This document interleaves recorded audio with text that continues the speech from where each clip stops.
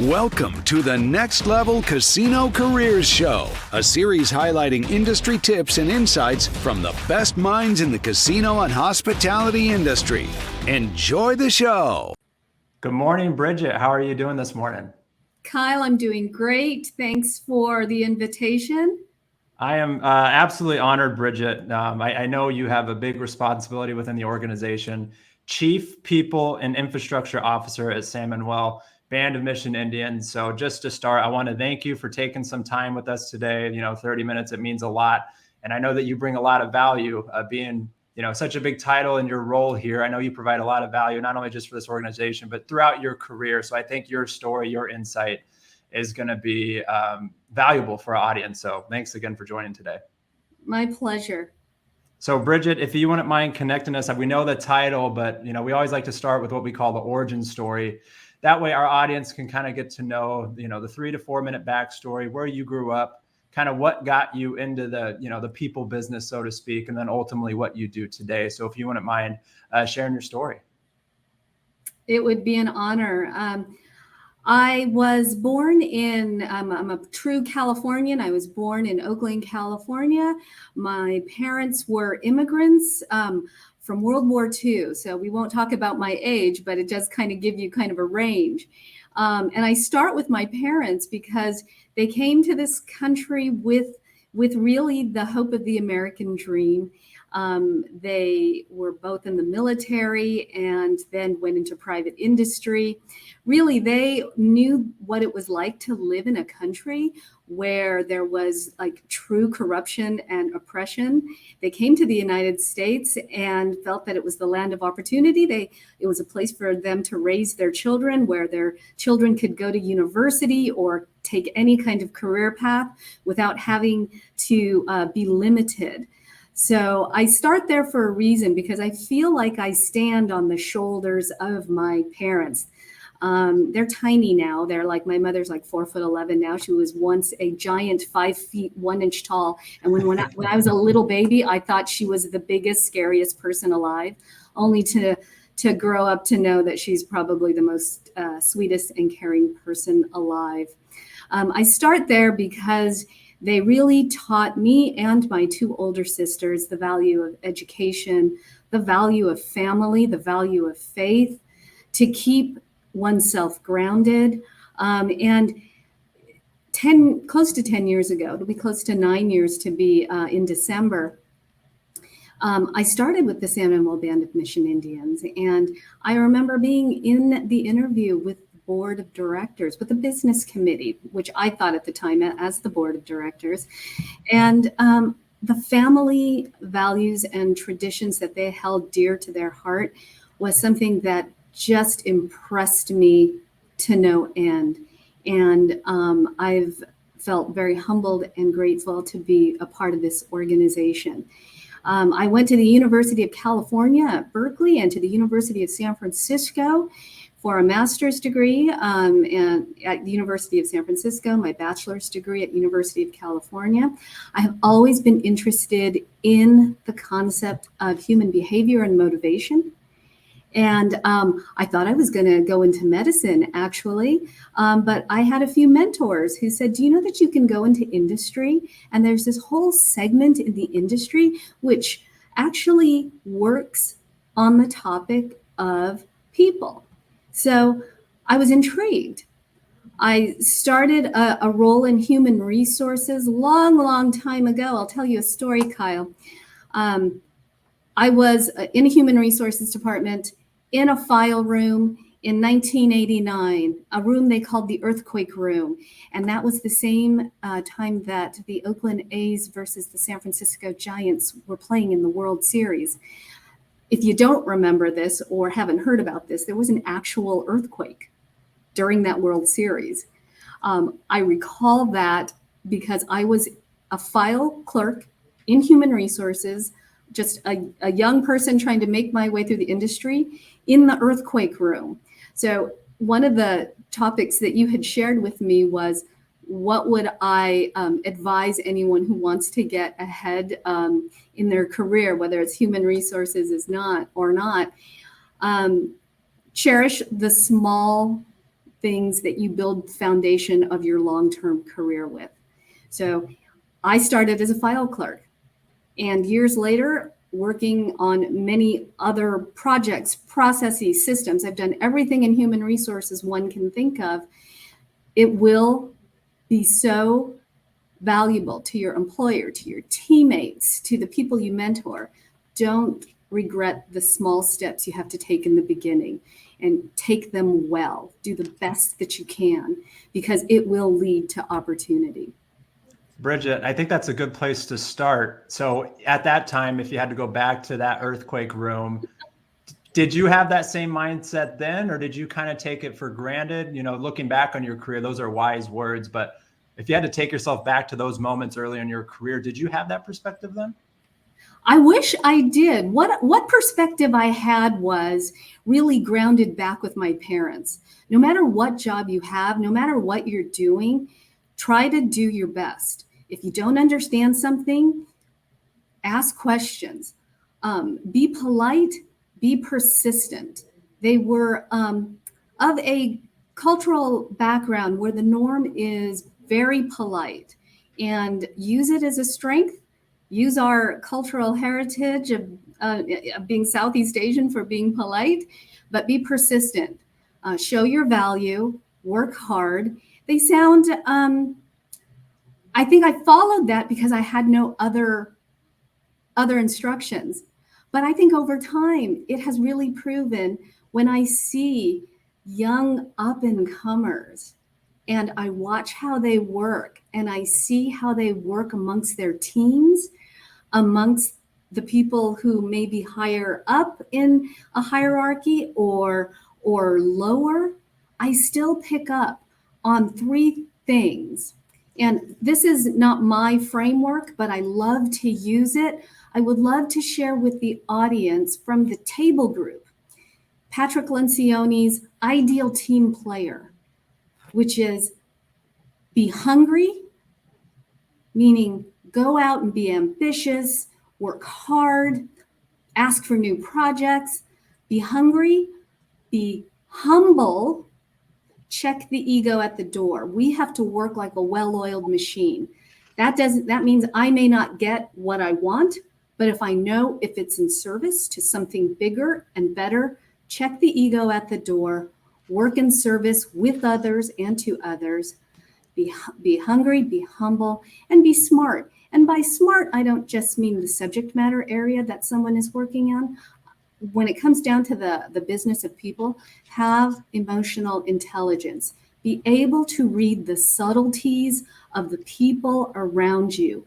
Be on the lookout. Now, I can't say when I was in the earthquake room as an HR file clerk that I had that perspective, but through the decades, I think those are the things that when I look at up-and-comers or people who I think are really solid, good leaders, they display those three characteristics. They're humble, they're hungry, and they're smart.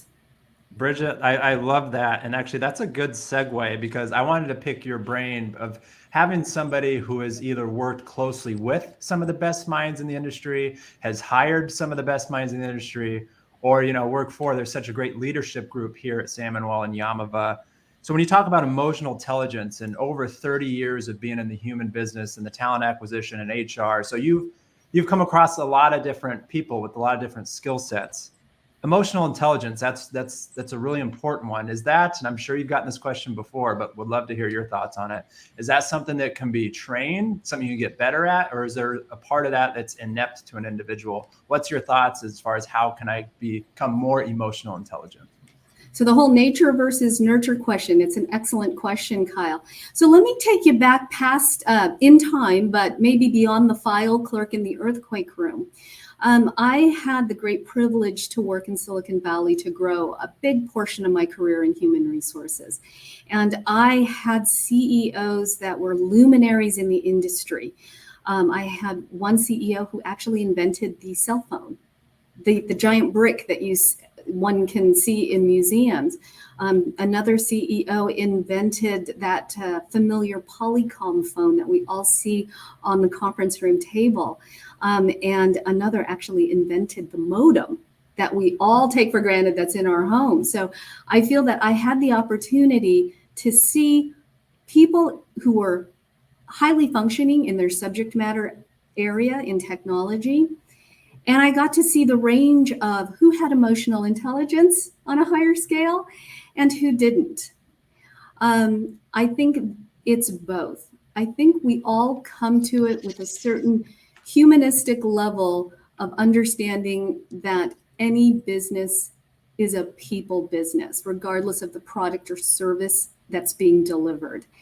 And there were CEOs who I've worked with who've had to cultivate that care of understanding the subtlety of the room, and not just the subtlety of the room of the people with whom one is trying to impress, like board members or investors or customers, but also picking up on the subtleties in the room for the people who are working with you and for you.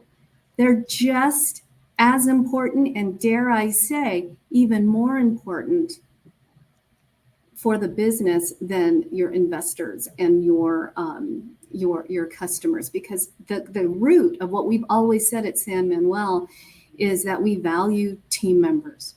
And I think that has transcended of what I've seen with successful companies here at San Manuel. And even if I go to my past, when the leadership cares about its team members, the team members perform well, not just in their subject matter area, but with each other.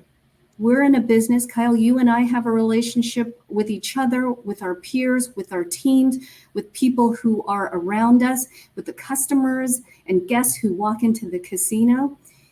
I think the natural part of it is that we probably have it written on our hearts that it's an important thing to do. And then the nurture piece is realizing the importance and the value of it and to cultivate it.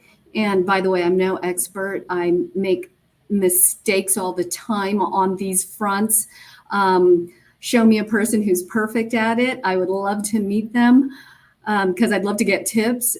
But I think when it's formed on a basis of low ego and humility, a concern for others, it at least has a strong foundation, and you can cultivate that. I strongly believe when we go through leadership development of any kind, at San Manuel, we have supervisor development series, we have the leadership development series, we have a whole host of visitors who come to talk about leadership.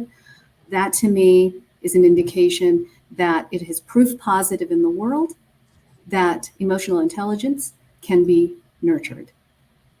Man, Brigitte, so many great things there. And I love that you hit on a lot of the values of our organization. I mean, it's integrity, humility, respect, candor, all of these things. And I agree with you. I think that for certain individuals, I think they pick up on those kind of values and traits more naturally. But I think a lot of these things too are, I guess the word I'm looking for here is they are contagious. If you get around an environment like that, you definitely can be affected by that and actually start to act on those traits as well. And another thing that you talked about too, and I just want to make sure I heard you right, is I think a lot of people, when they talk about leaders, one of the words that comes up a lot is, are they authentic? And Seth Godin has this great take on authenticity where he goes, I don't think what people are looking for is authenticity, because we ultimately show up how we want people to perceive us, with the clothes we wear, what our interests are, things of that nature. But what people do resonate around is authenticity, which is consistency. Consistency, no matter, and I think that's what you spoke to, which was how you talk to your direct report, how do you talk to your peers, how you talk to the guests, there's a certain level of consistency with some of these traits. And I think when we talk about great leaders, that's one key piece. And I love that you hit on that. Well, and I'm glad that you hit on the words authenticity and consistency. Because there's one thing in any work environment that people look forward to, and that's reliability. And I think consistency and authenticity are the basis of that. Can I rely on Brigitte? Can I rely on Kyle? If he says he's going to do something, will he do it? If Brigitte says she's going to show up, will she show up? Those are the qualities that I think, I go back to that framework, that the humble, hungry, and smart are going to display. I do believe that on a very foundational level, it's authentically, and I put it in these terms, written on our hearts to be that. But we always have to nurture it. Every place has to nurture. We have to self-nurture. We have to nurture it in the people we care about in our households and in our teams. And in doing so, sometimes we encounter people who don't want it nurtured. And we have to think, okay, how can I show up to be authentic, but also consistent and reliable? Be courageous. You're a leader, Kyle, and I've seen you in action. You have the courage, and you are courageous to give coaching, to give advice, to even probably give corrective action. It's not done from an authoritarian point of view. It's done from an authentic point of view of caring. And I think that sometimes needs to be more nurtured, but I think we all naturally have the capability in us. Absolutely. Totally agree. Brigitte, one thing I also wanted to talk to you about was, I think we can all relate. We are all in a landscape in a world of change over the last over 2 years now. Curious to know your perspective because we're all in the recruitment and retention business, all of us in casino, hospitality, and beyond. What has changed over these last few years? Or, take this question where you want, but really trying to give advice to all the people in casino and hospitality that are always in the business of retention and recruiting. Kind of how has that landscape changed, or maybe a tip or two you can provide to make sure that we are evolving the correct way that's going to be the most optimal as we think about recruitment and retention? Well, let me take the first part of that. I say that the last 2 years has presented everyone in the world, not just San Manuel, everyone in the world, with the response to the pandemic to show the disruption and volatility of what can happen. So we talk with disruptors. Peter has brought on experts in the field of economics, and we've talked about disruptors to life and business and the impact of what that could mean for our enterprise. But I think the volatility has been so extreme over the last 2 years. 3 years ago, we were training for the Los Angeles Marathon. And the Los Angeles Marathon happened in March of 2020 on a Sunday. There were millions of people standing together in close quarters, cheering racers on. And the next week, everyone was shuttered in their home. And that, to me, is one of the examples I use to describe the last 2 years and the extreme volatility. It wasn't a gradual situation. It went from, here are 1 million people in a square in Santa Monica celebrating the fact that their friends and family finished a marathon, to a week from that date, everyone working from home, defining what essential work was versus quote unquote non-essential work, whether we were going to be shutting the enterprise down and how we were going to do that. So to me, that's a very steep volatility curve. And then, as you know, 89 days later, we opened up the casino. The tribe decided to open up the casino because there were so many safety precautions put in place. Now, again, I say that's volatility because that's a high steep up, a high steep down, a high steep up. The learning curve itself over the past 2 years has been tremendous. Now, in terms of retention and recruitment, both had to be done in a way that kept our team members safe.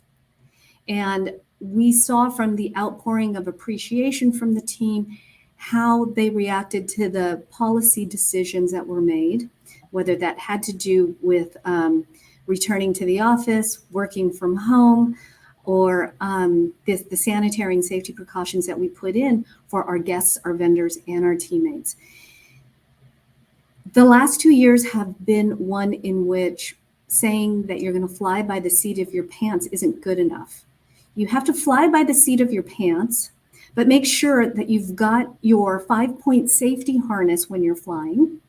And you have to make sure that everything is in play so that when you're flying on this highly volatile roller coaster that we call the dynamic changing times of our world, that we can do it in a way where you still care about people and their well-being.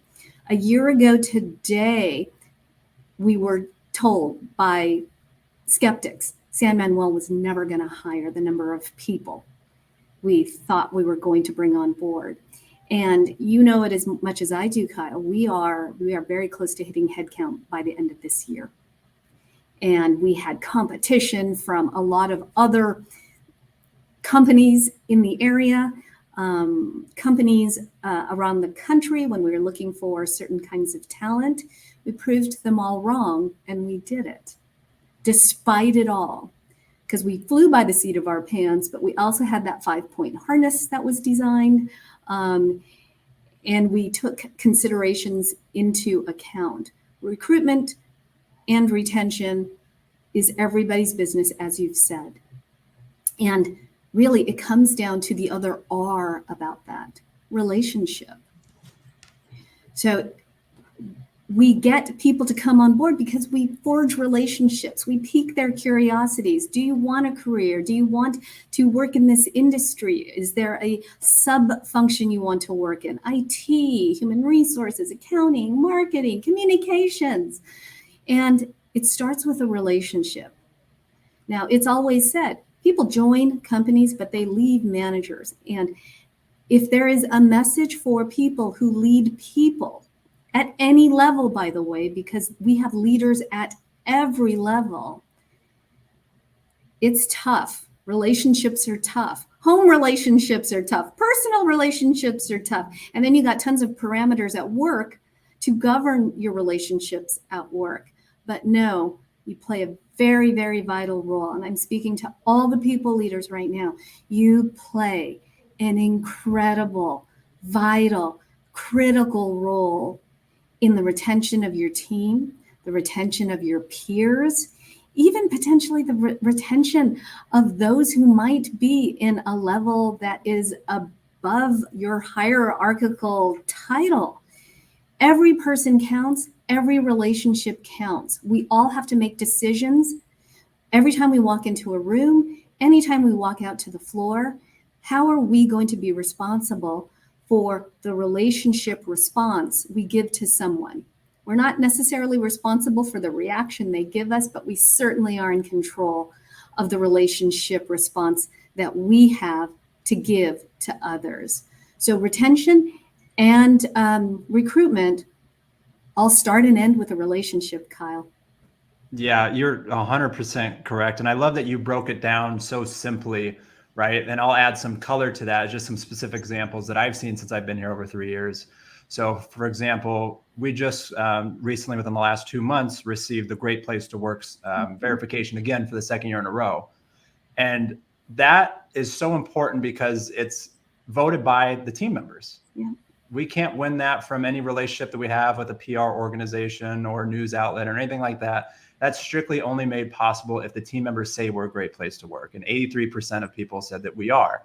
But more importantly to that is we get feedback from the team when you talk about relationship of how we can get better. Yes. Because I know this organization and leadership believes we want to do our work until 100% of team members say it's a great place to work. Now, can we get there? I don't know, but we're going to try, right? We're going to try our best to keep improving and focus on those relationships, as you said. Coupa I being another one. So we just had another all team member event. I think that's rare for an organization of our size to make sure that we have all shift coverage, to make sure that team members can come, hear from tribal leadership, hear from the casino and the hospitality leadership, understand where we're going as an organization, and also just a chance for us to connect. Food trucks, contests, just a minute to unplug from our regular shifts. We have the Universal Studios. We have so many different benefits. I can go on, but I bring those up just to say it's all about relationships. When you peel that back, that's what it's all about. And I think you're 100% right. Brigitte, I know you have a short time. I want to do this again with you. So I want to be clear out there because I can go on and on and on, but I want to thank you for joining. Just some quick fire ones here. Qualities you love to see in hiring candidates, because we're all in the business of hiring.